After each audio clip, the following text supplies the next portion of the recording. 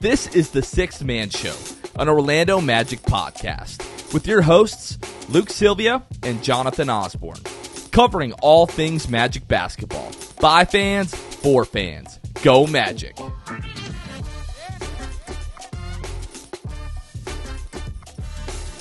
What's going on, Orlando Magic fans? You guys are back with the Sixth Man Show. Today is June 20th, 2024. Jonathan Osborne here, as always, joined by my co-host Luke Sylvia, and later joined by Josh Cohen of OrlandoMagic.com. Luke, what is going on, man? How are we? Good. We're still trying to understand this free agency thing. Correct. Apparently other teams are too. You think they know that they can talk to their own guys, or do they think like they don't know what they can do or not? Hopefully the Siakam deal that broke today gives them a clue. Oh, right, we can talk to our guys. And super confusing because it would make sense more if like we hadn't heard anything from the Magic yet. Because like, oh, they're waiting a few days to do the Franz thing, the Jalen thing, and whatever else. But just the fact that it's been like nobody except Siakam, I thought Twitter was broken until we got the Siakam thing. That we just weren't getting updates about anybody. And nobody's talking about it. Like I haven't seen like a national writer or whoever really tackle the whole thing of like, hey, why has it been a couple days and we've gotten one peep, literal peep, and that's it. And it was like the Pacers and Siakam. Of like, I don't care about that. So I don't know. I'm trying to rack my brain with that. I know we all are here at the show, but yeah, that's really what's on my mind currently. Yeah, if you're not up to speed on what Luke is referring to, this year is the first offseason where, you know, the day after the NBA Finals, teams can start negotiating with free agents who finish the season on their roster.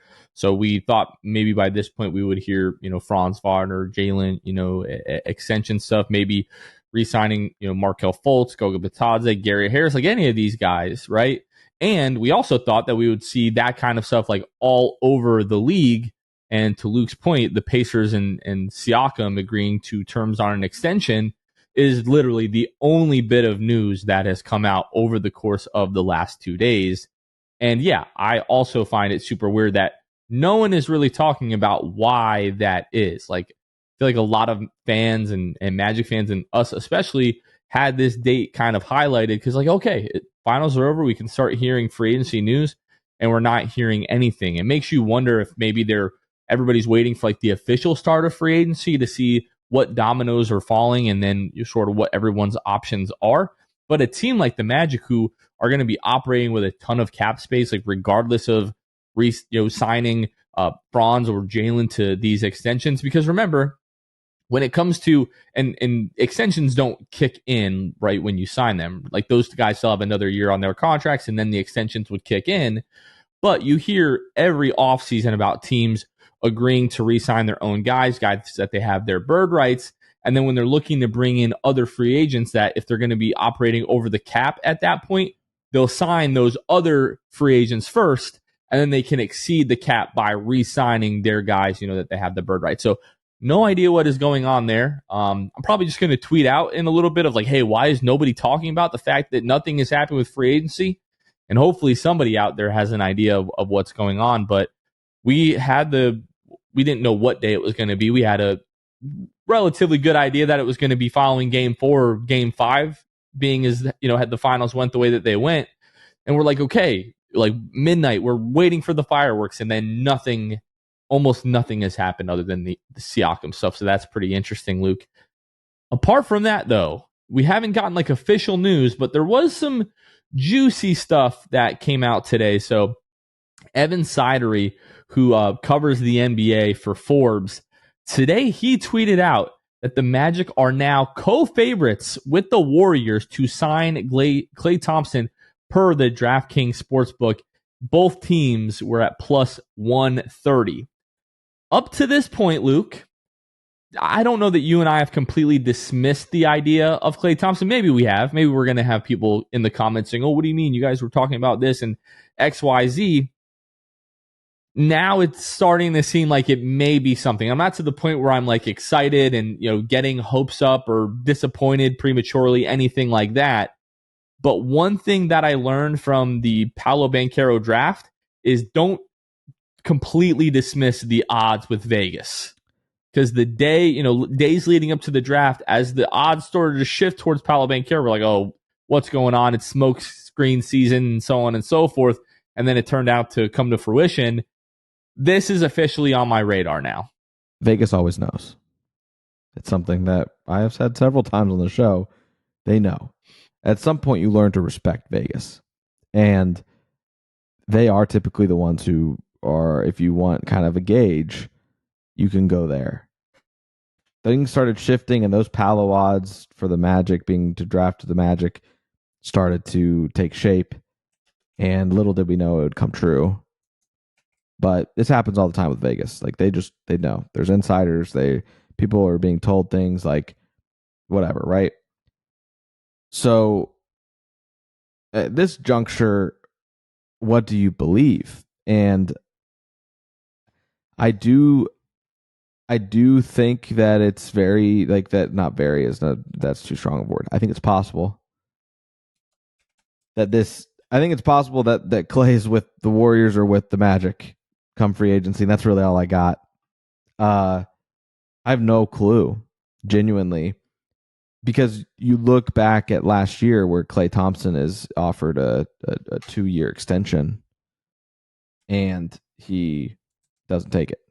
Now, granted, it was $48 million, right? So equivalent to $24 a year.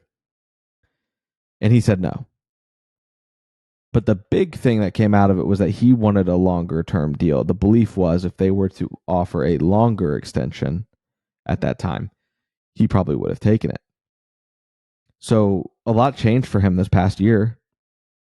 He takes a bench, he goes to the bench for some of the games in this year. Has a lot of, he was vulnerable, saying like it's hard not being one of the guys anymore. And you just have to think what changed. If that is the case, if Klay does sign a 2-year deal with the Magic or a 2 plus a third year being like a club option or whatever, you got to think, was it this past season that really did him in or in kind of reality hit him? Or is he going to want a long-term deal? And ultimately, I think that will be what make or breaks the Magic if they do want him. Clearly, there's some interest. You talk about wanting shooting and a guy who can play defense. I know he got injured, and we've seen the setbacks of that, but it's still Klay Thompson. Defensively, he is still above average and can absolutely help this team in that respect. So it'll be interesting. I don't know what's going to happen, obviously, but if you can get him on a 2 plus a third year team option, then I'd be on board with that. But does Klay Thompson want that?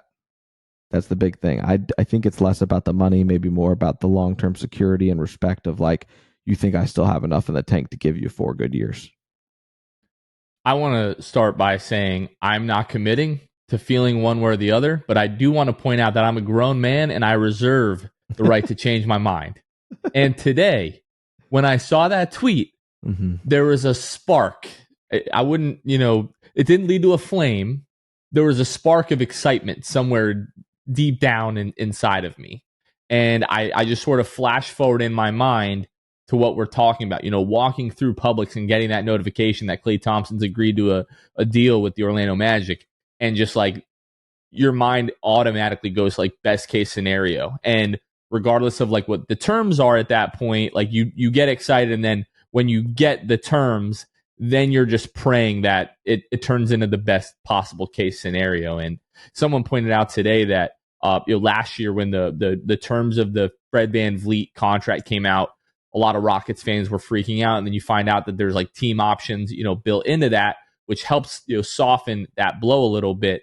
And then we're talking in our 6-man show all hands group chat earlier, and Sam pointed out like I can't even think of the possibility of having someone on this team that is capable of shooting almost 39% on 9 attempts per game from behind the arc.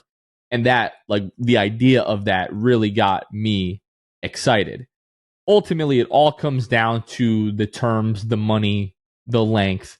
We're talking about a guy in Klay Thompson who is going to be 35 years old by next year's All-Star break. Like that, this is a guy who has, he has significant injury history. Since he's come back, he's been, relatively durable, played 69 games 2 years ago, played 77 games this past year. So he may not be the same athlete that he once was, but it seems like, there's not this like big like question of, oh, can he play a lot of games? Can he play a lot of minutes? It seems like he can still do that, maybe just not that at the same level as before. And just ultimately, like for me, if the money is right, if the years are right, like we've got a lot of money coming up that's going to be on the books in the next several years here. After next year, you're probably going to have Franz, you're going to have Jalen. 2 years from now, you're going to have Paolo's extension to start to hit the books, and you still need to be able to build like a contending team around those guys at that time. And we're talking, 3 years from now, potentially, Klay Thompson, a guy who's going to be turning 38 years old in that season, is he going to be contributing in a way that really helps push you towards contention? At that point, probably not. So that's where a lot of people's concerns with not so much the money, but the years, that's where that comes into play, because this is a guy who is already up there in years. And is this going to put your foot on the gas a little bit? Yes. But at the same time, you don't want to give up your long-term flexibility. And I am going to give Jeff and Anthony, Parker, the benefit of the doubt here. To this point, they've showed that they are good in these negotiations at front loading this, making sure that the deals, in certain aspects are team friendly, that if they need to get out of these deals at some point, they will be able to do that. And as you've made the point time and time again on this show, until this front office really burns us, we're going to continue to trust them. And us on the last podcast, talking about bringing in Klay Thompson, Malik Monk, Tobias Harris, like all three of those guys at one point, when we were saying, hey, maybe this isn't the right time to do that. Some people questioned whether or not we trust the front office. It's like, hey, we're entitled to our own opinion. We'll talk about whether or not we believe this is the right move to make now. But I'll be honest with you, if the front office comes out and says, no, this is the right move to make right now, until we're proven otherwise, I'm going to believe that, because I think they've earned that. There's no, when it comes to trust and trust in the front office, giving your opinion on what you want to happen or what you think should happen doesn't negate the trust factor of this. The trust comes in once it's after it's happened, and you can just say, I'm cool with this because I trust that they're the direction we're going. Right now, we don't know what direction they're going. We have nothing to work with. We'd be pulling stuff out of thin air more than we already are. Which is stupid. But yeah, so we absolutely trust the front office, and there's no reason not to. And another interesting tidbit about the Klay Thompson situation. So about a couple months ago on the Low Post, Zach Lowe said that Klay Thompson and the Warriors both, quote unquote, took note of Jrue Holiday's 4-year, $135 million extension that he signed with the Celtics on April 10th. I don't know what the heck that means, if we're being honest. I don't know what that means. I don't know what took note means. I don't know if that means they took note and they're like, oh, Klay's going to want that much. And Klay was like, oh, I'm taking note and like, I want that much, which is like 33 and a half a year. So on a 4-year deal. I don't know if that's what that means. Or if that means Klay is thinking, or the Warriors are thinking, Klay doesn't have the value of Jrue Holiday right now, so we can do a little bit less than that. There's a lot of things that taking note could mean. I'm sure Klay, his version of taking note is like, oh, that's how much money I should get. If Klay Thompson gets signed to $33.5 million a year on average to the Orlando Magic, maybe we do have a conversation about how much I trust the front office, but I don't think that they're going to do that. So that's going to be an interesting thing, because that was just 2 months ago. Who knows what's changed and all of that, right? I mean, Klay has done some weird things since then. Deleting, I believe, the picture of him and Steph when they had won the championship, holding the trophy or whatever that picture was. Unfollowing Golden State on Instagram, just like stupid. But honestly, those type of weird things and kind of childish, the Magic take note of everything. This all goes back to character. Do you sacrifice a little bit of maybe character and risking some turmoil in the locker room because of a disgruntled Klay Thompson in his old age, shaking his fist in the air? Do you trade some of your chemistry and all that for a Klay Thompson in this situation? I don't think so. I don't think this front office pulls a trigger on it. And to your point, don't get me wrong, I could still get excited about Klay Thompson coming in and just hoping that it all goes our way. But I just don't know. I don't know. There is so much stuff out there. There's so much context needed in this Klay Thompson talk.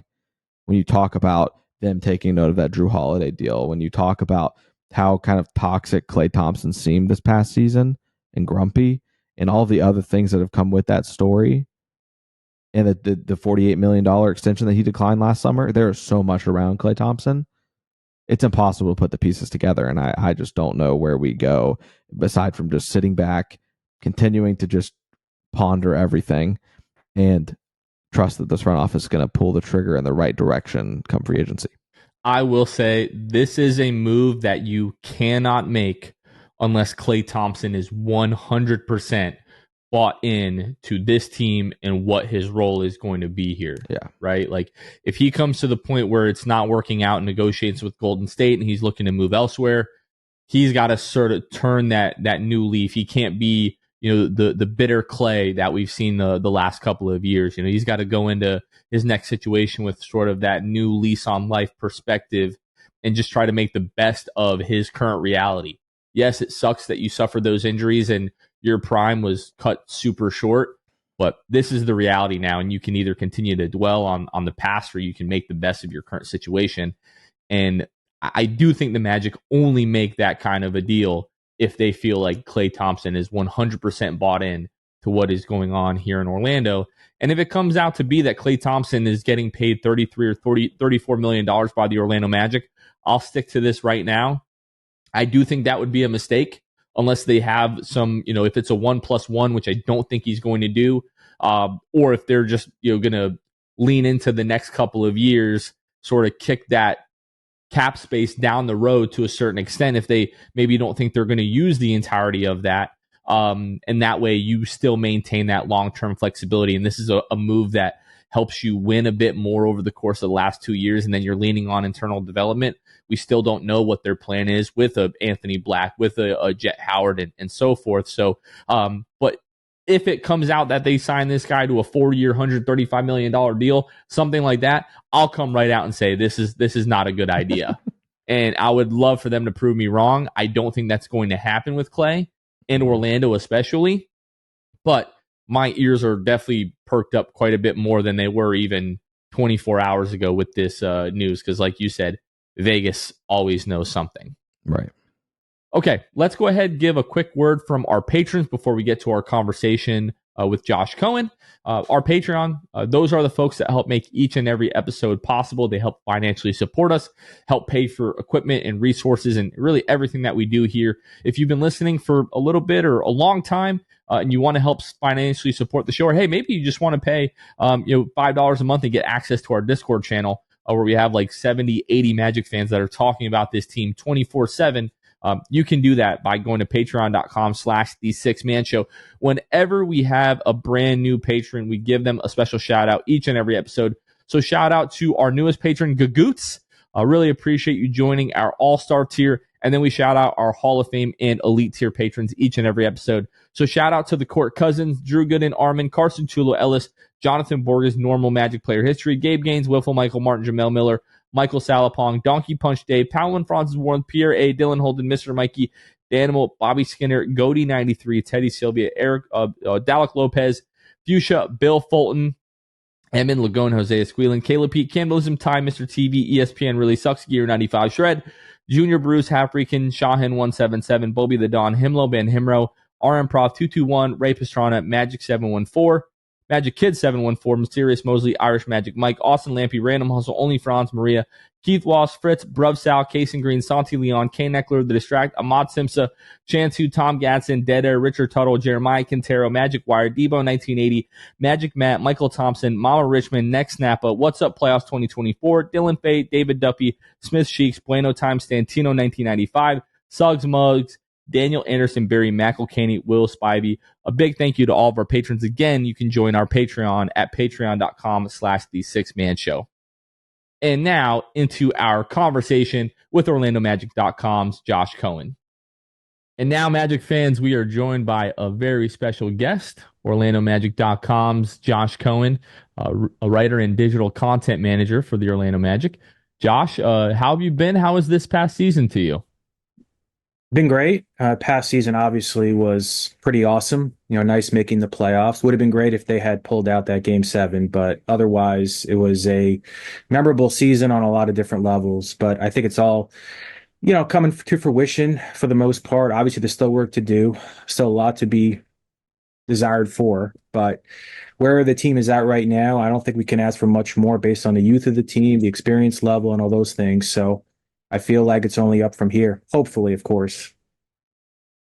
Josh, I wanted to ask you, as we're recording this, the Celtics clinched the title just a couple of days ago. The last time that we talked to you, you were talking about the evolution of like playmaking wings and their importance, in the league and their influence on the league. And the last, decade or so, you've sort of seen like the archetype of the title winners change, whether like the Golden State Warriors with small ball and spacing, and then the Lakers and the Raptors with like two-way playmaking wings, and then the Nuggets obviously like the playmaking big and Jokic, and then I think the last time that we talked is as we were talking about Paolo Banchero and Franz Wagner, being these type of jumbo playmaking versatile wings. Jason Tatum and Jaylen Brown were two of the examples that you gave when talking about that. So I just wanted to ask, like, with the Celtics winning the title this year, what is your like overall perspective on like these past playoffs and sort of like what wins in today's NBA?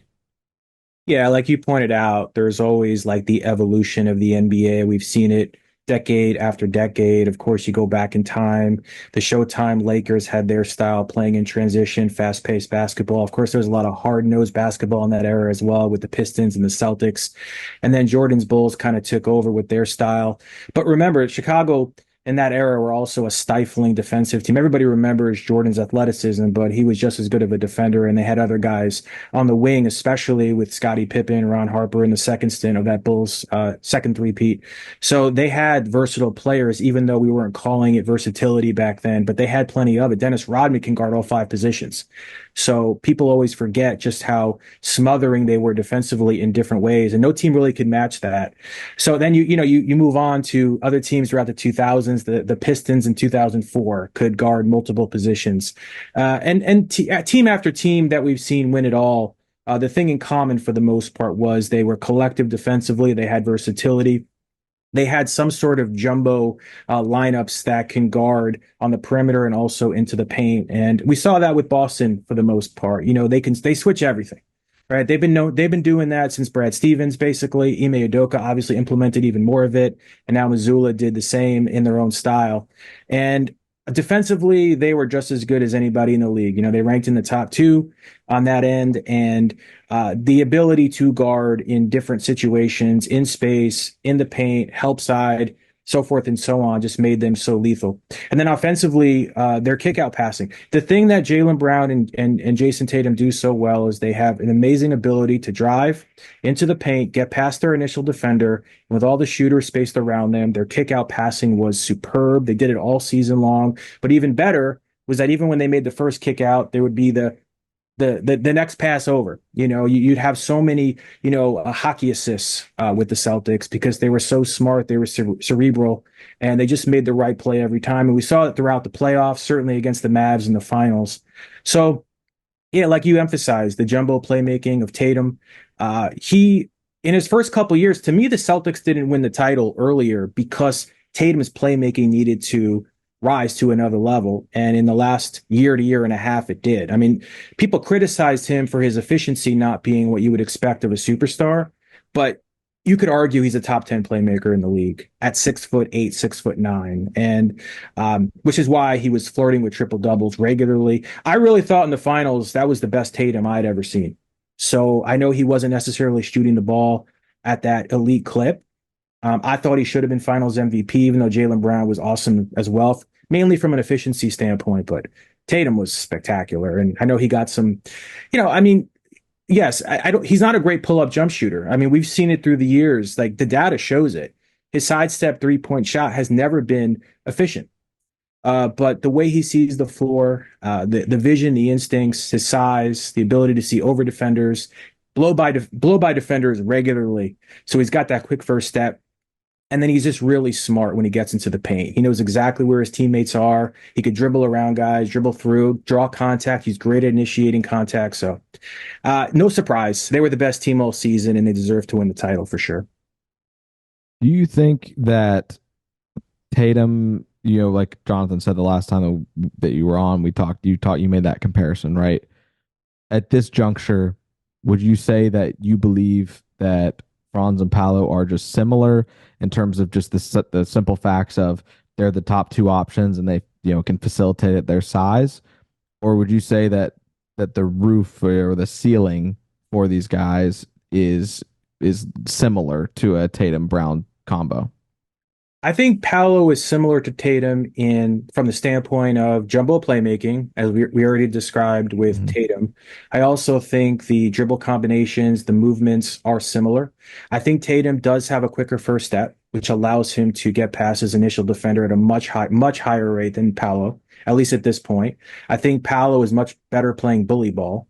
So when he can take his man maybe into the post or just get deeper position, he's a load. We know his size. He's got greater size in terms of, muscle than Tatum, just based on stature, based on physicality. Tatum is much craftier, much more creative when he gets into the paint because he can kind of swerve around defenders. Paolo's more just about kind of getting up there with his body and using his size and drawing contact that way. Finishing, I think Tatum's a little bit better of a finisher at this point, but he's obviously more advanced in his career than Paolo. But Paolo is getting better at that. If you look at his range shooting from each 0 to 3 feet, 3 to 10 feet, etc. He was better in his second year than his first, except for, I believe, 10 to 16 feet. 10 to 16 feet was where he dropped a little bit, but every other range he improved, which is why his overall field goal percentage was better in year 2 than year 1. I think his first year he was at 42%, his second year at 45%. Of course, you know about the three ball going from 29 to about 34. And he had games where he looked like he was lights out from three. His catch and shoot shooting was better. So he doesn't shoot many from the corners, obviously, but his corner 3-point percentage did drop a little bit, but he doesn't take very many of those for obvious reasons because he's playing in the middle of the floor most of the time. So Paolo does have similarities to Tatum, but I do think Tatum's experience, maybe a little bit more speed, but I do think trajectory-wise, we could see Paolo take that next step like Tatum did a couple years ago. So we'll see how that unfolds. And then if you're comparing like Franz and Jaylen Brown are very different. I mean, just completely different players. I mean, Franz is like a Manu Ginobili type. We know about the driving ability, the footwork, the craftiness, getting to the basket, the swerving around defenders. Brown is a much more efficient scorer. He can play in the mid-range if he has to, although Boston almost never plays in the mid-range. I'm a full believer in the analytics. Mid-range, keep it to a minimum. There's no reason to play in the mid-range in today's NBA. It's either at the basket, 3-point line, or draw fouls. I mean, to me, it's not rocket science. I'm surprised when people say just if you have an open mid-range jumper, take it. Unless you're deep into the shot clock, I would say keep being patient, see if you can get something better. That's just my opinion. And the Celtics take very few mid-range, but obviously when they do, Jaylen Brown is their go-to guy in those circumstances. But Jaylen Brown's first step, I think his blow-by percentage this year, I think was top 10 in the league. And it's been that way for the last few years. He's an underrated athlete just because his speed is so much better than he gets credit for. But he just became such an efficient jump shooter off the catch, off the dribble. He doesn't draw fouls like Tatum does, and his playmaking isn't anywhere close to Tatum. But to me, Jaylen Brown just became this ultra efficient, smooth, crafty, and fast player that allows him to kind of create space and get to the basket. Franz, on the other hand, relies much more exclusively on craftiness and creativity. The footwork is unreal. I think Manu Ginobili at 6'10" is Franz's best comp. That's how I felt since the beginning, since Franz came into the league. But the playmaking with Franz is getting better too. And I thought we saw flashes of it throughout the season. That's why I thought Hito Turkoglu was another good comp for him, because Turkoglu was an elite playmaker at 6'10". And I always felt like the two shared some similarities in that way. And I think we saw a little bit of that throughout the year.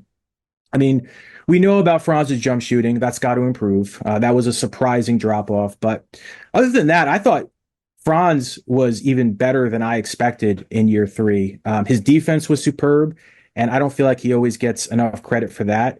Amongst the entire team, top two defensive rating when they were on the floor were Jonathan Isaac and Franz Wagner. No discredit to the other guys on the team who were all great. Jalen Suggs obviously made an all defensive team, but Isaac and Franz, pound for pound, statistically, were probably the team's top two defenders. When Anthony Black played, you can throw him in there as well. But yeah, I mean, I don't want to compare the Celtics duo and the Magic duo, but they do have some of the same qualities, we'll say. And obviously, because from an age perspective, you expect them to continue to elevate their games even more going forward. I think it's super interesting. Sorry, Jonathan. I was just going to tag on that when you were talking about Tatum finishing at the rim and being better, more efficient in that area than Paolo to this point, better around the rim in that area. I went back and looked at bucketlist.fans, which Josh, I'm not sure if you've seen it, if that's something you've seen at this point, but it's like it's essentially just shot charts, and you can specify the type of action, where they were at, all that stuff, right? And at Tatum's second year, now context is necessary. Tatum's second year in the league, Kyrie was the number one option for Boston.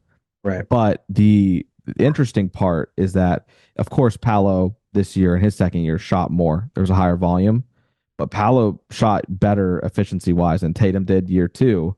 And it's just super encouraging because we've seen the jump that Tatum has taken even around the rim. Right. So that's been super interesting to see, but also just encouraging for Magic fans of like, Paolo was able to do better things in year two than Tatum. With a big responsibility, he shot more. So everything says he should shoot a worse percentage by just numbers, right? So super encouraging on that end, but I just wanted to add context there. That was one thing that I kind of just honed in on while you said it and wanted to look it up. But that's I think it's super interesting to compare the two and continue to see that trajectory because they are very different. But it's awesome if you were wanting to maybe go tit for tat with the duo of Boston and that trajectory. It's good to keep tabs like that. Yeah, I was going to point out, not to continue to make the comparisons to Boston, but when you look at Tatum and Brown year two and year three versus Paolo and Franz year two and year three, a lot of the numbers, favor Paolo and Franz, especially the playmaking, like the at least, the raw assists per game, Paolo and Franz both have the advantage there. I know there's a lot of context missing from that, but Josh, I wanted to ask you, there are parallels. That's why you see that comparison a lot between Paolo and Franz and Jason and Jalen. Have those two, the ups and downs, the adversity that they've faced and ultimately got through and made it over the hump and won a title. Has that changed your opinion or made you more confident in perhaps Paolo and Franz's ability to win a title together someday? Yeah, I mean, it always gives you confidence when players that play similar positions and maybe, like we discussed before, some similar styles are proving that they can lead a team to a championship. I think what Boston did over time was they figured out, I'll just say this. There was never, in my opinion anyway, this idea that Tatum and Brown together couldn't win a championship. Like, I think there were some people who started wondering, like starting last year, whether they were ever able to do it. And when they lost to Miami last year, people were like, should they split them up? And everybody's got their own opinion about that. But I think it would be extreme to suggest that the two of them together were never going to be able to win a championship if they stayed together. Obviously, that's been proven now that they can. But more so than that, I think the supporting cast that Brad Stevens built around them too was just phenomenal. I mean, getting Porzingis to me was huge, and just that Derek White, Drew Holiday backcourt. I mean, you're talking about two of the best, perimeter defenders in the league. We see it with the Magic too, and I think that's what's also really promising. Is there's some similarities there with Jalen Suggs, Anthony Black. And I just think there are parallels. I don't think there's any question about it. We'll just see as time evolves whether more experience will catapult them into that level. We know about the need for more shooting with the Magic, which I'm sure we'll discuss more in this podcast. But yeah, I would say if nothing else, it is encouraging that a team that has a similar makeup prides themselves on the defensive end and does have those two jumbo playmaking style players, were able to prove that they can win together. And, because, there's always going to be some criticism, some talk that there should be guys split up, like two stars together, whether they have the right chemistry, whether they mesh well together. Sometimes it just takes time to get to that upper tier level. But I mean, the funny thing with the Celtics, I mean, Jaylen Brown was in the conference finals his rookie year. Now, he didn't play much that year, but Jason Tatum was a major player on a conference finals team his rookie year. They went to game 7 against Cleveland that year without Kyrie, without Gordon Hayward. I mean, they got off to such a great start. Maybe the way the East was at that time, it was LeBron and then everybody else, and Boston just had the right style of play, and maybe that's what catapulted them to those situations. But I mean, Boston's been knocking on the door really since the moment Jaylen Brown and Jason Tatum arrived. So obviously the Magic aren't quite at that level, but it is very optimistic based on what they did that the Magic maybe could follow suit. And obviously, you got to make the playoffs to get there to where the Celtics got this year. The Magic do that, and as we know, they take the Cleveland Cavaliers to 7. Josh, what was your takeaway from that series? And maybe aside from Paolo, who would you give the Magic MVP to in that series? Yeah, the contrast between home and away was crazy because I mean we all know that home court advantage is a big deal in the playoffs, big deal in the regular season too, but more so in the playoffs. Although it varies from series to series. I mean, look at that Minnesota-Denver series. Home court didn't seem to matter all that much in that series. And Denver's a great home court advantage. So it was surprising for Minnesota to walk in there and win, 3 out of those 4 games that they played there. But the disparity between home and away it was like what literally for both sides. It was watching two different teams. Like Cleveland was a totally different team in their building versus ours, and vice versa. And that was extreme. I mean, I remember talking after game 4. I'm like, is this the same series and the same two teams that played in Cleveland? It just didn't even make sense. It was that extreme, completely on opposite ends. So the 3-point shooting disparity really was, and this was maybe a microcosm of what happened during the regular season because the Magic in stretches. Now they never took a lot of threes, but there were games and stretches of time where their 3-point percentage was top 10 in the league. And guys that you don't normally consider to be, top-notch 3-point shooters were knocking them down in those stretches. And we saw it in this playoff series, games 3, 4, and 6. Maybe outside of those first, 3 minutes of game 3, when they were like 1 for 10 or whatever from the field. I mean, they were almost lights out the rest of those minutes in those 3 games. And then, of course, in the 4 games in Cleveland, I mean, it was just they couldn't buy a bucket. So, again, that's what I really took away from this series. I think everyone would agree that if the Magic had home court advantage, they probably win the series. Just based on the way the series was going. There's no guarantee to that, but it just felt like that was the difference. But as far as like outside of Paolo, who really stepped up their game, I just thought defensively in the home games, especially, like, I don't think Wendell Carter got enough credit for what he did. And he's a very underrated defender. I always feel like the way he moves his feet on the perimeter, he's a big body. He can really handle his own in the paint. Now, I know Jared Allen, missed most of the series because of his injury. He's missed the last 3 games. But I really thought Wendell played above expectations based on where he kind of was finishing the regular season. So he's one guy to keep in mind. The home games, Jalen Suggs was terrific. We know all about that. And so was Franz. So, again, I think you can the home games, it's almost like the entire roster you can kind of applaud. And then, outside of Paolo, there really wasn't too much in those road games. That's they gave a great effort in games 5 and even 7, even though they're up 18 in game 7. You always think you have that on lock, but Donovan Mitchell kind of seized control there in that second half. But yeah, it's tough to name one guy after Paolo. But I liked Wendell's defense, Jalen Suggs in those home games, Franz in the home games. Those are the guys I guess that really pop out to me. Did you learn anything about Paolo from that series? Well, he was up for the challenge. I mean, especially for a second year player, 21 years old. He definitely exceeded my expectations. I mean, the first two games, the turnovers were problematic. I think there was even talk after game one, like he's just not ready. Like this is, too big of a stage at this particular juncture for him based on his experience. But then, maybe by the second half of game two, you really started to feel it. Like he belongs number one. He's going toe to toe with, I know Mitchell had an amazing game 6 and game 7, but I mean, you could argue that, it was neck and neck of who the best player in the series was between those two. And we know that Powell's a better defender, bigger, stronger and all that. So I'm not comparing the two. I'm just saying, like, if you're like, who was the MVP of the series? Obviously it's Mitchell, but Paolo was right there. I mean, obviously if the Magic had won the series, he would have been named the quote unquote MVP of the series. But yeah, he was phenomenal. And I think gave everyone the assurance that he really theoretically down the road could be the number one option on a title contending team. I think we all got that feeling now, which maybe before the series we weren't so sure about. Now, as far as you talk about like the talk after game one, Paolo may not be ready, and that like that was irresponsible. But like that whole thing was ridiculous, right? And I think we all agree to that.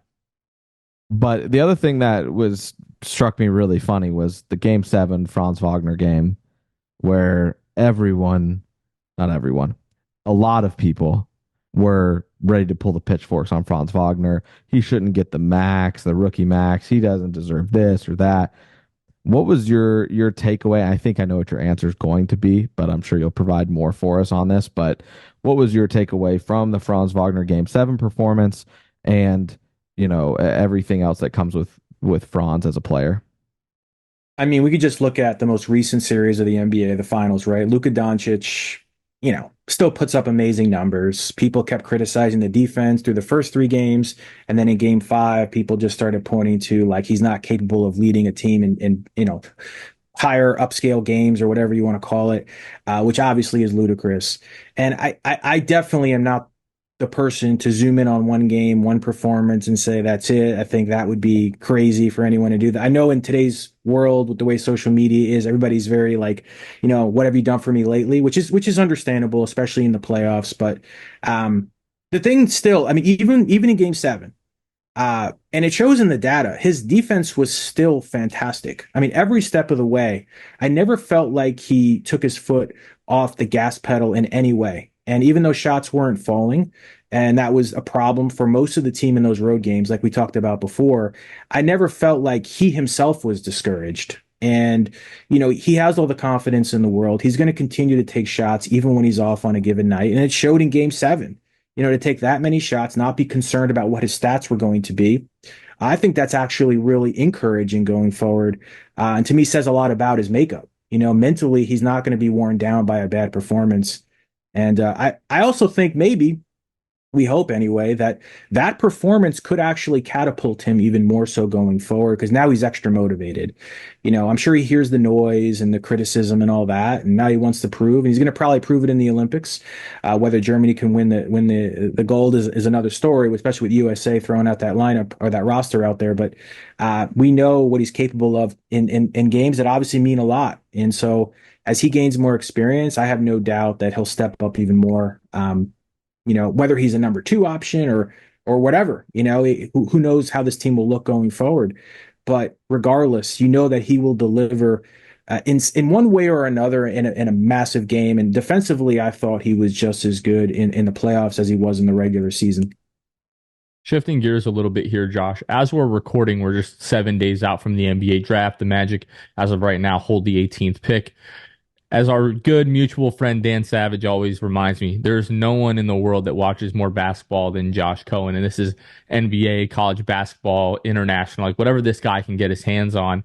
Are there any, prospects in that, post lottery range. Like, which of those prospects are the most intriguing to you this year? Yeah, there's a lot that I've had my eye on the last couple months. Now, not necessarily at number 18, because we just don't know who's going to be available and who isn't, but just some names that really come to mind. I mean, I really like Kaishan George out of Miami. He was kind of a sleeper guy for a long time. Nobody really talked about him during the college season much until like the last maybe quarter of the season. He's originally from Switzerland. His dad played professionally over there, but his he's a classic like point forward guy. Like his shooting is what stood out most in college, but at 6'8" with his vision, you can tell like he's capable of running an offense if you need him to. Like he can orchestrate. He could take his man off the dribble, and then he surveys the floor really well. Like I don't think he's ever going to be an electrifying scorer, but I do think catch and shoot, he can do that on a very general level. I think his 3-point shooting and catch and shoot was one of the best in the ACC. And then you have his playmaking. I think continued to get better and better as the season went on. I think his size gives him a major advantage. We'll see if Nikola Topic drops. I know the ACL injury is something that people have been monitoring and trying to determine whether he'll fall out of the lottery or not. If he does, I've been impressed with what I've seen. Now, obviously, overseas, it's a little different. The style of play out in Serbia is different, but his craftiness when he gets into the paint, he can make shots from different angles. Now, he's very right hand dominant, but it seems to me like even when he just goes right hand, there's like no stopping the shot. He just has this weird way of making very awkward looking shots. We see that with certain guys in the league. I don't know. I've seen some comparisons to Josh Giddey, but I just think he provides a little bit more creativity from a scoring standpoint than Giddey does. I think the passing is similar, which is why he's been kind of labeled a little bit like a Giddey type player. But he's probably the best pure passer in the draft, just based on what we saw overseas. So that always is a plus. But there are concerns clearly about the shooting and the defense, which actually I think is the case for a lot of those guys that are kind of falling back a little bit. Like Rob Dillingham, I know he's been getting a lot of talk lately about maybe dropping out of the top or falling out of the top 10, depending on what teams are looking for. I mean, you're talking about pure speed, just an incredible ability to get to the basket, so much burst, and his shooting. Like the thing that really popped out to me with him, you don't see this much. His shooting off the bounce from three was superb. I mean, most guys don't shoot high percentages off the dribble from three, and he was doing it at a pretty high clip. So that was impressive to me. His ability in transition and all that. I just think his speed. Now I know he's gotten some of that Maxey comparison. I feel like he's a little bit more Emmanuel quickly, but that's just me. I'm not really sure where he'll fall in that line, but I think there's some similarities to both of them. I've seen Isaiah Collier drop a little bit. Now I know he's small, but he also is just really quick, really powerful. He reminds me of Eric Bledsoe. That's a comp that comes to mind. Just his strength at his size. I know he's only 6'1", but he's built really well, almost like a fullback or a linebacker or something. He just seems like he's really stout in that way. So he's someone to keep an eye on. I like Ware from Indiana. It's weird. Like he was completely off the radar at Oregon because that's where he played his freshman year, and then he goes to Indiana, and I'm not saying he's Wemby or anything like that, but when he was engaged in the game, it almost had a little bit of that Wemby feel. Like he's not as tall as Wemby. I'm not comparing him at all to Wemby, but just like some of those movements, like the odd, awkward kind of shiftiness that he has at his size, I thought was unique. So he's someone that kind of popped out to me. He improved his 3-point shooting as a 7-footer. I think he was 17 of 40 from three. And I think his freshman year, he went like 15 of 55, something like that. So he clearly went up in percentage. So I think even just from a catch and shoot standpoint, he's capable. But he also can like handle the ball in transition, which is again unique for someone his size. Those are some guys that pop out to me that I've just been kind of monitoring, but like it's anyone's guess. The thing about the draft is we all know, like at the end of the day, when it's all said and done, 5 years from now, 6 years from now, there'll be between 5 and 7 guys throughout the entire draft that we're going to look at and say, these were the guys, like wherever they were picked. It could be, and I always tell people this, it's like 1 year, it could be picks 3, 10, 20, 28, 34. The next year it could be 1, 8, 18, 26, 47. Right? I'm saying 47 for obvious reasons too, because that's the Magic second round pick. But like, you just don't know from year to year. But usually it's like between 5 and 7, where you're like, those were the top guys. And it doesn't mean that they were all in the lottery. It's a range. It just, you never know. And we all know the stories of guys that were picked late in the first round that went on and became, superstar players. Some of the best guys in the league right now, were picked late in the first round or mid first round. So it's exciting. But those were just a few guys that came to mind. Last year's draft saw the Magic take two guys in the lottery, Anthony Black, Jet Howard. Anthony Black, we saw a decent amount, especially when guys were in and out of the lineup. Jet Howard was almost, exclusively playing in the G League. Some Magic fans talk like, hey, like Jet Howard potentially could be our rookie this year, and maybe we don't use that pick at 18. Just what have you seen from Anthony Black and Jet Howard, and what you've seen out of them, and what do you look for with those guys in year two?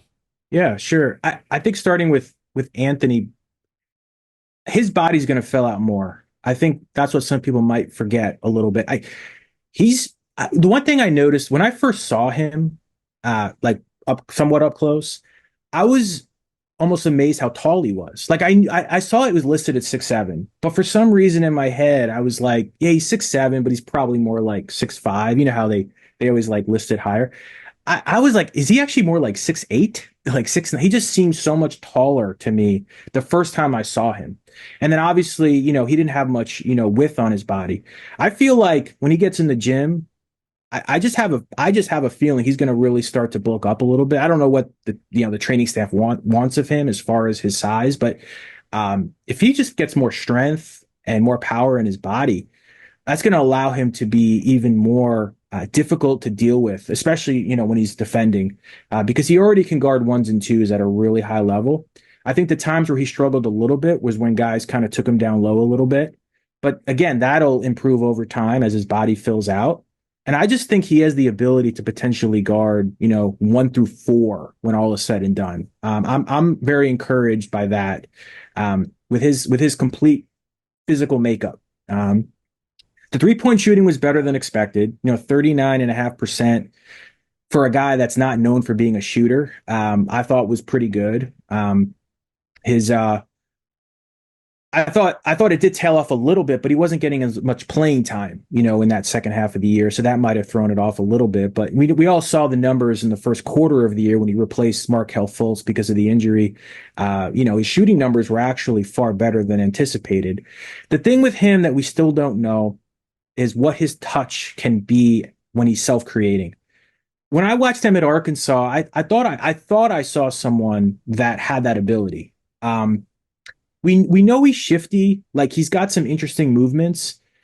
He's not fast, we know that. He doesn't burst by anybody, but he's got some of that like herky-jerky movement stuff that can throw defenders off. But his rookie year, he just struggled to make shots from almost any spot on the floor when he's self-created.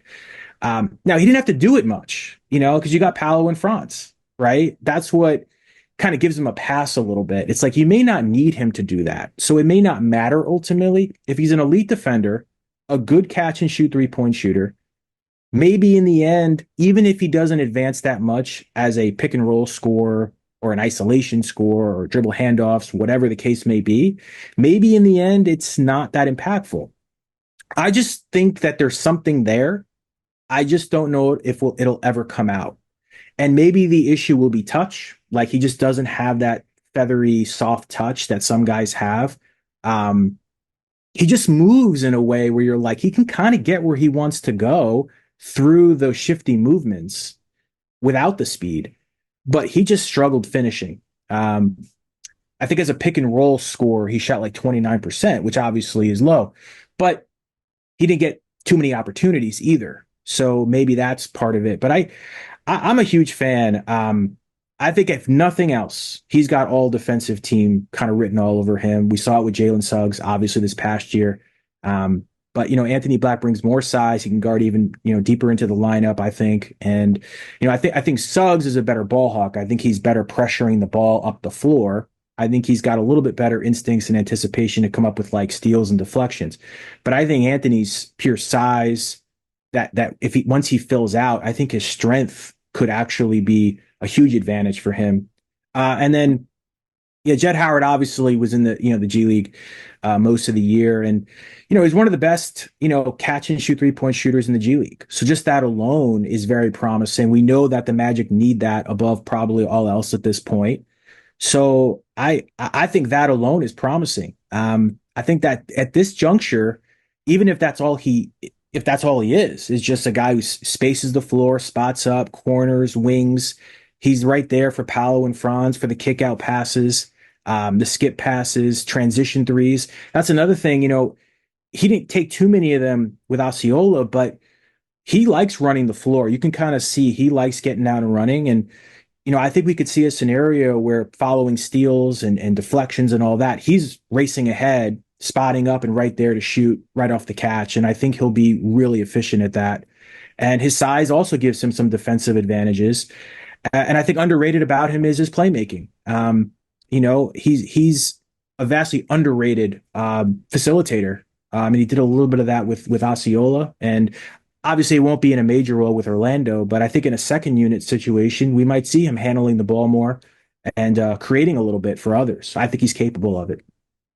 Do you think, regardless of what happens with free agency coming up soon, that there is a realistic world where Anthony Black and Jett Howard both log fairly significant minutes per game, like 14 minutes, 15 minutes a game at the least? Yeah, I mean, it's so blurry right now because we just don't know what the roster is fully going to look like by the time, training camp starts, and it's just too preliminary to think about like what the lineups will be. But I think just based on their skills, based on their potential, based on where they can fit in with this group as currently constructed, there's no doubt in my mind that with more experience, more seasoning, they'll both have a major role with the team. And, there was no expectation for Jet to get major minutes with Orlando this year. It was, designed for him to primarily be with Osceola. But at some point, we will see him get an advanced, opportunity with Orlando. And I just think like what he brings to the table could be, as we all know, extremely useful for what the Magic need with the spacing and, the corner 3-point shooting, and then a little bit of playmaking here and there if they need it in like the second unit or something like that. That's what I envision for him.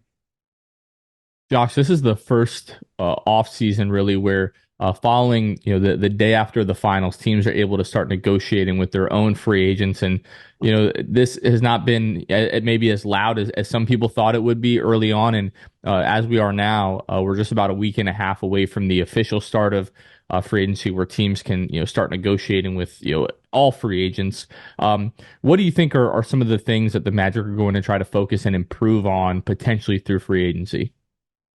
Yeah, it's tough to say. I mean, obviously, shooting is something that I think we've all addressed as a need to some extent anyway. Now, you could talk about internal growth shooting wise. I think some of these guys will improve their numbers. We've already talked about some of them, but it would always be beneficial if there's somebody available that not only brings shooting though, but also brings size. The tough spot here, and I always feel this way with shooting.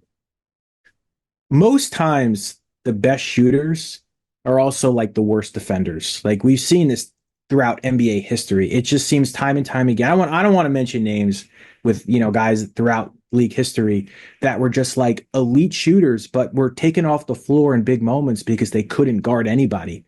And it's one of those things where I personally think a team needs to be really careful not over zooming on shooting, because anybody who can't guard at least one position, let alone like two, maybe even three, they're not going to be able to play major minutes in playoff games. Like we've seen it, I think we all know certain guys that were like that, and they're not even, whether they're still in the league or not, like they're not getting major time in big games, which is another reason why I think Boston was just genius, because they found guys that could shoot really well, but also play defense at a really high level. Like that's rare, and they found a way to do it. Like everybody thinks of Peyton Pritchard like is kind of like a small scoring guard. He has his defensive numbers, specifically defensive blow by percentage, was like top 5 in the league. He is an incredibly underrated defender. Maybe Sam Hauser is the only one that's not like an elite defender, but like I looked at something with him recently. You know, most of his shots were from three, but like because of the playmaking around him, like as good of a shooter as he is, to get that wide open so many times is just unheard of, right? So maybe you can get away with a guy like that not being an elite defender, but um, so shooting clearly is a need, but not at the expense of defense. Defense still has to be the calling card. It still has to be the thing they hang their head on. And so it's a slippery slope. And I think we all have our opinions about that. But if there's a way to get a guy shoots it really well, but also defends, that's ideal. And yeah, I still think like a lob threat would be nice. I mean, Wendell in situations, can do that. You want spacers around like Paolo and Franz, but you also want guys that can catch alley-oops and finish right at the rim. We see that with certain teams do that. We saw it with Dallas particularly, right? With Gafford and Lively. When you have Luka, who's drawing so much attention, Kyrie as well, like it's perfect when you have a lob threat. Plays in the dunker spot or on the roll, and it's just a constant finish. So that's another thing I could see maybe like that could be an advantage if there's a guy out there that can help in that area. That might also help Paolo and Franz in the long run. Josh, the floor of this team feels like it's been set, and really at this point it looks like it's playoffs or bust for this team at this point of what they should achieve, right? And we all know the health part, barring injury, that's what we expect. Is we expect this team to make playoffs for a while now. Going into this next season, how are you handling expectation? Are you waiting until free agency, or are you kind of like, there's just no way this team can miss the playoffs? They did what they did this past season. Where are you at as far as expectation heading into next season? Maybe the lowest expectation that you could have. Yeah, it's a great question. I mean, like you said at the top, I think it's all fair to say that it would be important to see what the team exactly looks like by the time we reach, media day, training camp. I know that's the easy way out of that question in a sense, but we all know too, the Eastern Conference, based on the way it was looking this year, I know injuries played a big factor in this, but the East has like this. I'm not going to say it's like cruise control or like a fast lane type of thing, but it just feels like there's a pathway there to get right into the mix without too much interference. You got Boston, and they're still going to be obviously really, really good. Clearly the favorites to win again next year, although, who knows, things change. But who else? Like, give me another team that you're like, I'm so scared of. I know Indiana beat New York, but New York healthy was probably better than Indiana. I mean, that's debatable, of course, because the Pacers did win the series, but all the injuries to New York, we don't really know what they would have looked like if everything was equal. I mean, again, no disrespect to these teams. It's just, am I scared by them? I think I think we would all probably agree that it doesn't feel like there's anything totally like dangerous standing in the way. The Celtics are the only ones. So, you know, you could say if Embiid's healthy, he's never healthy that time of year. I mean, there comes a point. He's an amazing player, but got to prove it that he can play at that level and be durable in those huge moments. So my simple answer is like there's a pathway there to. I'm not saying the Magic are going to be title contenders next year, but like there's a path. I mean, the Pacers were never considered title contenders, and they were in the conference finals. So that alone, like the door is open. The door is open.